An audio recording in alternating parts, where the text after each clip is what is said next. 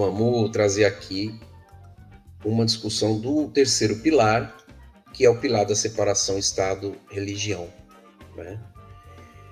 Estado-religião, separação Estado-religião, quando a gente falou de liberdade religiosa, a gente falou da liberdade de expressão religiosa, que tanto privada como pública, que as pessoas podem e devem ter, né? Sabemos que muitos defendem que a liberdade religiosa ela pode ser expressa em qualquer lugar, inclusive no espaço público, né? Eu não defendo essa ideia. Isso não é laicidade, porque vai interferir justamente nesse ponto aqui, que é a separação Estado-religião, né?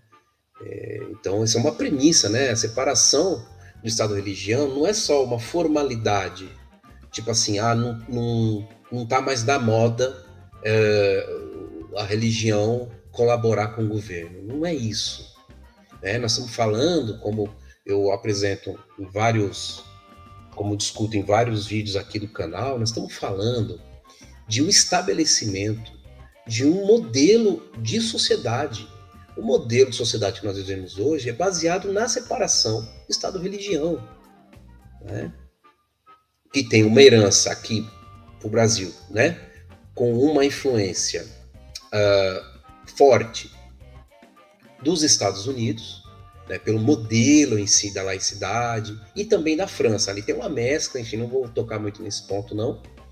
Tem uma mescla, mas que essa separação ela se traduz, né, na ausência, no afastamento da religião, ou seja, da presença religiosa nas ações do Estado, nas tomadas de decisão, na formulação e na execução de políticas públicas, né? Então isso é separação Estado-religião. Então, na medida que a gente vê os dois pontos que eu coloquei anteriormente, né, um da liberdade de consciência, um da liberdade religiosa, eles, né, percebem como esses três pilares eles conversam entre si, né? Um sustenta o outro e os três devem sustentar a laicidade do Estado. E não é o que acontece, a gente vê fragilidades em todos. Eu estou trazendo agora a fragilidade, uma das fragilidades da separação Estado-religião, que é a discussão das comunidades terapêuticas, né? Então, para quem me acompanha aí, quem é assistente social, vai estar um pouco mais familiarizado, psicólogos também, né? Quem trabalha na área da saúde também, na área da assistência social, não deveria, vou falar mais o porquê, mas também acaba sabendo do que nós estamos falando aqui. Então, para quem não acompanha, comunidade terapêutica, né, é aquele local que fica naquele sítio mais afastado e que se chama Missão X, Missão de Salvação, Missão Renovação, enfim, nomes religiosos para oferecimento de um suposto tratamento para pessoas com problemas com o uso de substâncias psicoativas, as chamadas drogas, né? Sobretudo drogas ilícitas, maconha, cocaína e seus derivados, né? E outras drogas também. E aí, por que eu trago essa discussão aqui como um desafio, né, relacionado ao Estado, à separação Estado-religião?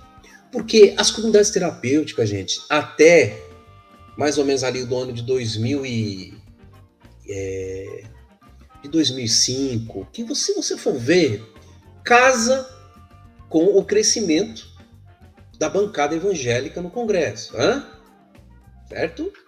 Então, até ali, as comunidades terapêuticas estavam quietinhas. Era uma outra aqui, uma ali, que tinha o seu trabalho no âmbito, do meu entendimento, que deveria ficar, que é no âmbito particular, no âmbito religioso. É um oferecimento religioso, né, de uma abordagem que visa oferecer, né, uma oportunidade diferente da saúde mental para a recuperação de pessoas com problemas com drogas, né? Só que a gente viu que essas comunidades terapêuticas foram vistas, né, pelos religiosos como uma forma de atender uma situação que se desdobra ali em meados, mais ou menos uns 10 anos atrás, começa a se tornar mais grave, que é o consumo de crack, né, que é a criação, né, o surgimento de várias cenas de uso de crack em várias cidades, chamadas cracolândias. Tem a chamada Cracolândia na capital, que é assim, o local mais conhecido sobre essa questão, mas que a gente sabe que tem várias cenas de uso em várias cidades, em vários locais, e é próprio mesmo de quem usa esta droga, né?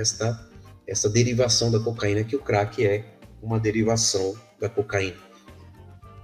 Então, o uso do crack, ele traz não somente um problema de saúde mental, né, que a gente, por ser substância psicoativa, você vai ter alteração na sua saúde mental, portanto, demanda atendimento em saúde mental, né? Mas você vai ter também uma questão social, porque insere essas pessoas em uma condição de ruptura de laços sociofamiliares, né? Ou seja, as relações familiares, as relações que sustentam o seu cotidiano de afetos e de relações sociais, de trabalho também, né? E vai encaminhar essa pessoa, não raras vezes, para a situação de rua, ou para uma vivência de rua que acaba chamando a atenção pela vulnerabilidade que as pessoas se põem em função dos sintomas e dos desdobramentos que o uso do crack acarreta.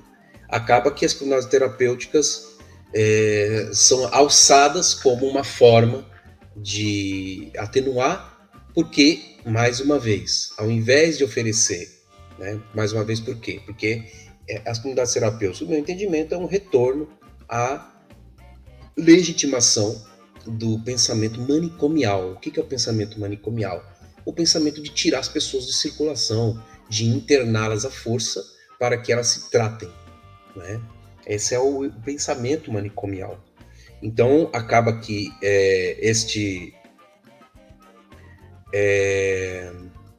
essas comunidades, a partir do incentivo, né, e do domínio e da ampliação dos evangélicos, né, principalmente, né, onde você tinha uma presença mais católica nessas comunidades, aí você vê o crescimento vertiginoso de comunidades terapêuticas no governo Bolsonaro, a partir da promulgação de uma lei, ou seja, Bolsonaro altera a lei de drogas para inserir as comunidades terapêuticas. E aí a tentativa do governo Bolsonaro ainda permanece, né, não se completou, mas está quase, que é colonizar o SUAS. O que é o SUAS? É o Sistema Único de Assistência Social. A assistência social não tem absolutamente nada a ver com saúde mental.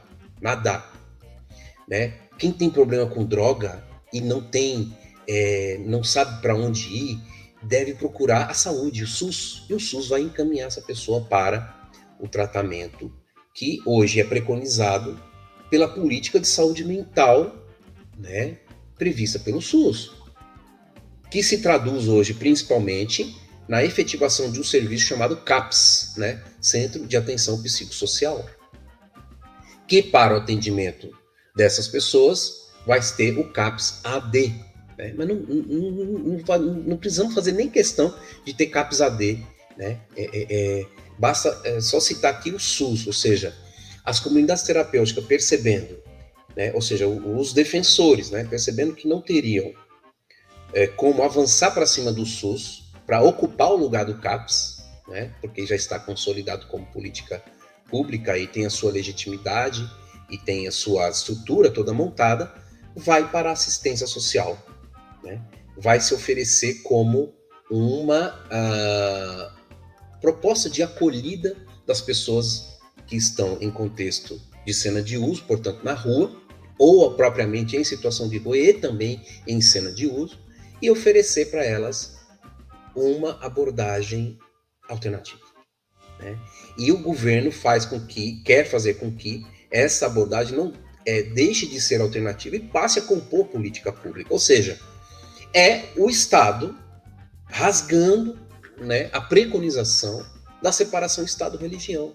É dizendo que o Estado abre a porta para que as pessoas tenham um caminho de via religiosa, né, com o mote de cuidar da saúde mental. E nem de saúde mental se fala, né? Na lei tem que falar, porque senão, né, fica esquisita ali uma lei, né? Pode ser contestada no STF e tudo mais.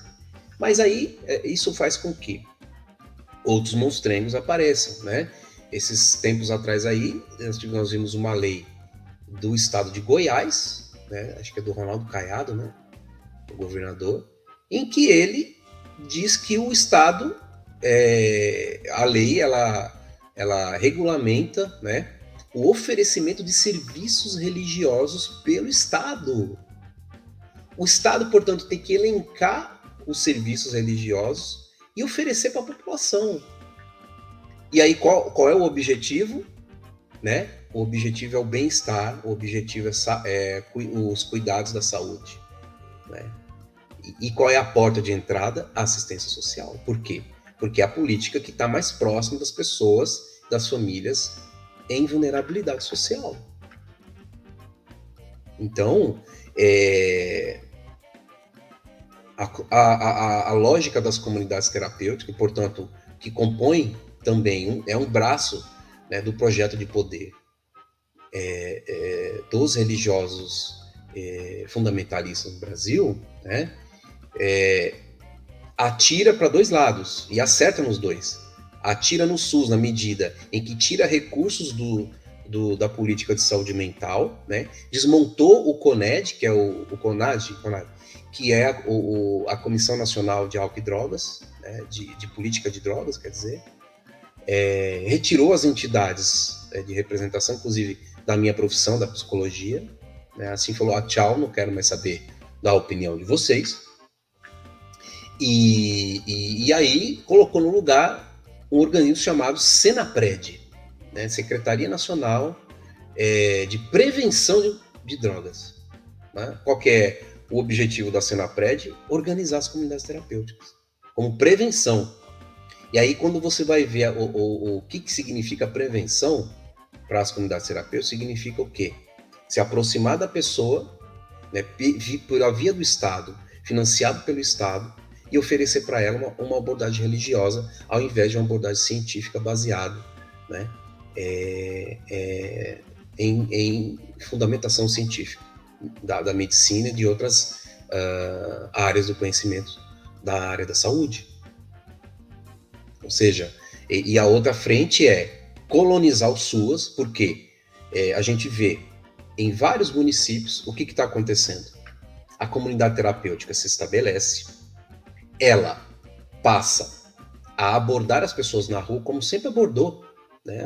Sabe aquelas pessoas que às vezes aparecem no farol, às vezes te encontram na rua, te oferecem uma trufa, te oferecem um pano de prato, e elas falam que elas estão ali vendendo por conta de uma entidade? É isso, aquelas pessoas são de comunidade terapêutica. Então, aquela era a prática antiga da comunidade terapêutica, né? Então, hoje a abordagem ela está sendo paga pelo Estado e o leito, né, cria essa ideia de leito para que a pessoa seja acolhida. Então, primeiro a entidade ela se estabelece na cidade, ela começa atendendo, entre aspas, acolhendo, registrando o nome das pessoas, aí ela chega para as relações políticas daquela prefeitura, e ela fala, olha só quantas pessoas eu consegui acolher. Vamos fazer um convênio com o SUAS para atendimento à população de rua? Aí, o governo que tem como tipificação de política de atendimento à população de rua a possibilidade de criar um serviço para acolhimento de pessoas em situação de rua, vai pegar aquilo e dar na mão da igreja. Deu na mão da igreja. Aí eles vão lá, criam um serviço de fachada, no sentido dos requisitos básicos que precisam estar ali descritos na tipificação de SUAS, e lá dentro os usuários são encaminhados para a religião. Né? Ah, Luciano, você tem prova disso? Ah, não precisa ter prova, né, gente? Os usuários morrem de medo de falar sobre isso. Né? Eles morrem de medo, porque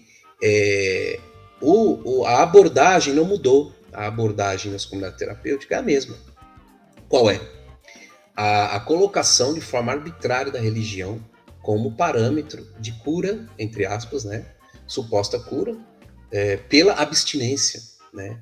Quando não, inclui nesse rol trabalhos forçados, ou seja, é aquela ideia antiga da laboterapia, né?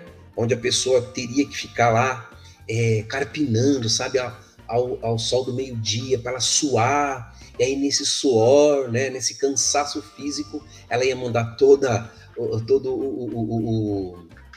a droga para fora, né? Isso era muito feito lá no passado, quando as pessoas tinham problema com álcool, né? Porque não existia problema com cocaína, não existia problema com crack. Então, quando as pessoas suavam muito e aí exalavam, obviamente, o cheiro de álcool, porque as pessoas que têm problema com álcool, né, elas têm essa questão, esse como sintoma, né? Exalar o cheiro do álcool no corpo durante um determinado momento. E principalmente quando soa. Então, a ideia que eles tinham, né, que não tem parâmetro científico nenhum, é que aquilo seria uma terapia que ia limpar o corpo dela, e aí com a religião ela ia aderir à abstinência de álcool, ia sair do uso de álcool. Não existe nenhuma pesquisa dizendo que essas pessoas, que esse tipo de abordagem tem efetividade. Vai lá, se tem alguma pesquisa dizendo que 5, 10%, chutando muito alto, né? E os 90% das pessoas que passaram, né? Isso sem falar, gente, que ainda existe, vocês, não sei se tiveram a oportunidade de ver no Fantástico, há uns meses atrás, né, uma matéria sobre isso, né? Violência, né? Então esse lance desse trabalho é o de menos, né? Trabalho forçado, e aí a gente vê trabalho forçado, trabalho escravo, né? Que é a vinculação da permanência da pessoa ali naquele estabelecimento mediante um trabalho que não é pago, tá? Quando não, o trabalho ele é forçado dentro da instituição, ou ele é um trabalho inútil, que é esse trabalho de cavar, ficar cavando para a pessoa ficar cansada, ou seja, elas colocam o seu corpo sem nenhum parâmetro científico, né, em risco, né, e a sua saúde em função de algo que não tem fundamento científico nenhum, né, sem falar do aviltamento da liberdade de consciência. Então, uma pessoa que está em situação de rua aceita ser acolhida por um serviço que pretensamente tem um convênio e pretensamente precisa fazer um atendimento laico, obrigatoriamente, né, vai ser oferecido para ele a abordagem religiosa, porque está no mesmo espaço. Está no mesmo espaço. Quando não, fala, não, você não pode acusar, Luciano, você não tem prova de que o serviço X da cidade Y faz isso. Tá bom, mas a pergunta é a seguinte: por que fazer convênio com igreja? Vamos parar com isso, já terminou o tempo do trabalho, de oferecimento do trabalho, e aí é minha opinião, tá? Inclusive, eu sei que isso é previsto na Constituição, mas eu não defendo isso, não defendo. Na verdade, é como princípio da minha defesa, do que eu entendo ser uma laicidade de Estado legítima, né? A religião não deve ser conveniada pelo Estado para fazer absolutamente nada. Nada. Tem muitos serviços que têm um know-how espetacular, por exemplo, o serviço de atendimento aos imigrantes. Aí que é muito bem feito, né? Historicamente é muito bem feito pela Igreja Católica. Muito legal, página 1. Página 2, vai ficar assim até quando? Vai ficar assim até quando? Em nome da laicidade do Estado. Então, a defesa tem que ter um parâmetro. Se a gente for ter um parâmetro de que vamos aceitar serviços sendo concedidos para igrejas, né, esse parâmetro não pode aviltar, não é, o parâmetro de pressupostos científicos ou de conhecimentos, não é, seculares vinculados àquele serviço que podem substituir, que podem ocupar esse lugar. Então, por exemplo, por que existe Santa Casa ainda hoje? Será que não existe tecnologia de administração, de gestão suficiente para abolir a presença da igreja na saúde, no âmbito das Santas Casas? Por que tem que existir financiamento de Santa Casa? É lógico, aí a gente vai entrar na discussão da privatização do serviço público, né? E entrando nessa discussão, a gente remonta à discussão que a gente começou no começo da live. Este governo não será um governo de esquerda, então eu não espero que este governo Lula vá querer enfrentar a privatização que não deveria ter sido feita, né? Espero que não faça mais. Então, nesse sentido, para a gente ir encaminhando aqui para o final, eu espero que esse governo Lula desconstrua rapidamente, não é, este oferecimento de comunidade terapêutica como serviço incluso na saúde mental, né? Então, se a saúde mental eventualmente constata a necessidade, vamos dizer assim, de um acolhimento temporário, por que não a criação de uma residência temporária, onde você vai ter uma abordagem, né, específica para isso, uma abordagem pautada em princípios científicos e não religiosos, né? Por que fazer a defesa de que a pessoa deva ter um estágio, entre aspas, numa comunidade terapêutica, sendo que lá é preconizado, né, a premissa da abstinência total do uso de drogas, que a gente sabe que não dá certo, principalmente com crack, a gente sabe que não dá certo, né? Enfim, acreditar que isso, né, acreditar que o sucesso de 1, 2 pode ser o sucesso de 100 é um equívoco, né? É um equívoco não só estatístico, mas é um equívoco de princípio, né? De princípio profissional, eu diria. Né? O profissional que defende isso está, no meu entendimento, completamente equivocado. Devia repensar, não estou dizendo que nós temos fartura de emprego, né, gente? Vou procurar outro emprego, vou ficar desempregado, a gente não tem essa realidade, né, no Brasil. Mas também a gente não pode abraçar isso de uma forma e achar que só por aquele espaço ser o seu espaço de trabalho, que você acha que você vai transformar aquilo numa algo que jamais vai ter condição de ser, de que é um atendimento laico, um atendimento preconizado pela ciência. Então é isso. Então, enfim, são esses desafios. Enfim, até eu não falei aqui, né? Eu falar que eu até coloquei aqui no título, que as comunidades terapêuticas são o suporte da lei de drogas. O que significa isso? A lei de drogas, né? Ela foi criada pelo governo Lula. Então, vamos, né, gente? E o que significa a lei de drogas? Significa a possibilidade de prender pessoas com uma quantidade mínima de drogas. Tem um monte de gente presa de preso primário por conta disso.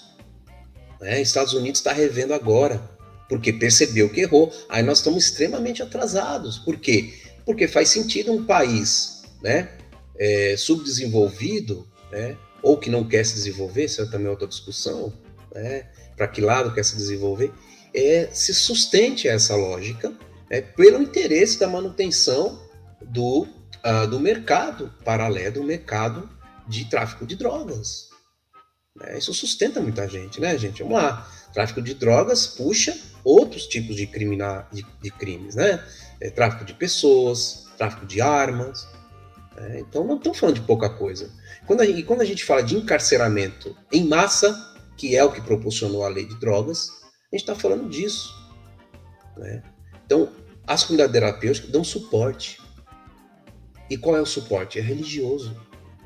né? O suporte não é um suporte de cidadania. Eu não gosto, nem uso mais essa palavra. Mas olha só, na raspa do tacho, né, a gente prevê. Não é uma proposta de cidadania. Então, não só, né, lógico, a lei de drogas não vai falar de laicidade do Estado, vai falar da política de segurança pública, aí o governo querendo construir o Ministério da Segurança Pública. Isso aí atende, não é, ao ideário conservador, de uma certa forma, que quer ver, né, a segurança, tal, que aí tem os seus anseios de tropa de elite alimentados, nem que seja um pouquinho, né? Não como Bolsonaro, mas lá um pouquinho, lá ver uns bandidos sendo presos. E, gente, não adianta fazer esse tipo de movimento, porque não é aí que você vai resolver o problema de drogas. Né? Não é aí. E muito menos tendo como suporte a comunidade terapêutica, que, na verdade, tenta se levar, né, o modelo de comunidade terapêutica para um modelo manicomial, como eu disse no começo. Um modelo de afastamento da pessoa, né, se possível de forma arbitrária, da cena pública. Né? Então, não dá para falar que é melhor que ela fique numa comunidade terapêutica do que ela fique presa. Não dá. Lógico que eu não estou dizendo que ela tem que ser presa. Não, nenhuma coisa nem outra. Né? A abordagem de drogas precisa mudar. Né? Ela precisa mudar, precisa avançar. Né? Olhar para o Uruguai, por exemplo, que está tendo um exemplo muito interessante em relação a isso. Né? Os índices caíram muito, né, a partir da mudança de postura do Estado perante a isso. Enfim, né? O suporte que eu digo que as comunidades dão à lei de drogas é nesse sentido. É um suporte ao encarceramento em massa. Né? Na medida em que se vê a prisão como o fim, vamos dizer assim, como a consolidação do sujeito bandido, né? Que foi muito usado pelo Bolsonaro na campanha eleitoral aí, né? Morar em favela é sinônimo de ser bandido. Então, a legitimação do sujeito bandido, ela se dá quando o sujeito é preso. Né? Quando o sujeito é preso, não importa se ele é inocente.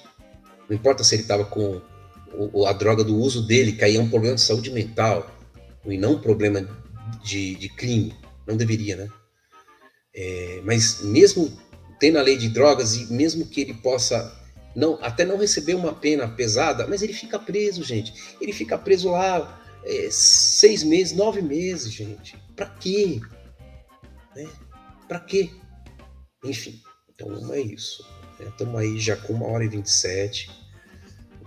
Agradecer às centenas de pessoas que estiveram nessa live, né? Não, gente, a gente sabe que a gente só está começando aqui nessa ideia de ter uma discussão pela internet desses assuntos. Mas mesmo assim eu queria agradecer você que está aí até agora e você que está assistindo depois nessa gravação.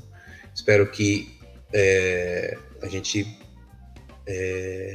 tenha oferecido, né, uma discussão adequada para este momento no que se refere às necessidades que a gente tem de refletir sobre a laicidade do Estado no Brasil e convidar para que você permaneça inscrito no canal, compartilhe, né, assista os vídeos, debata, ofereça para os seus amigos e amigas que não conhecem essa discussão, a discussão da laicidade de Estado e a secularização.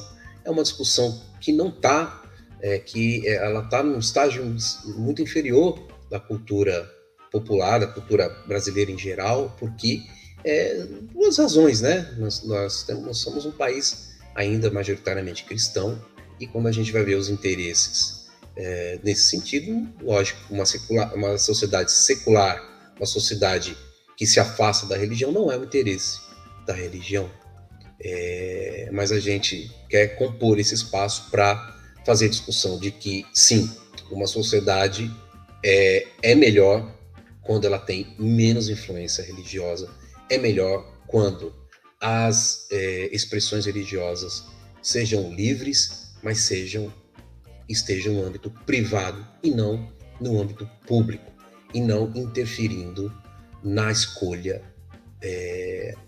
geral, um direito de escolha geral das pessoas, né? Então as pessoas devem escolher a partir da sua própria autonomia, da sua própria construção de liberdade e consciência, e não conduzidas por um pretenso modelo de sociedade baseado em qualquer coisa que seja vinculada à religião.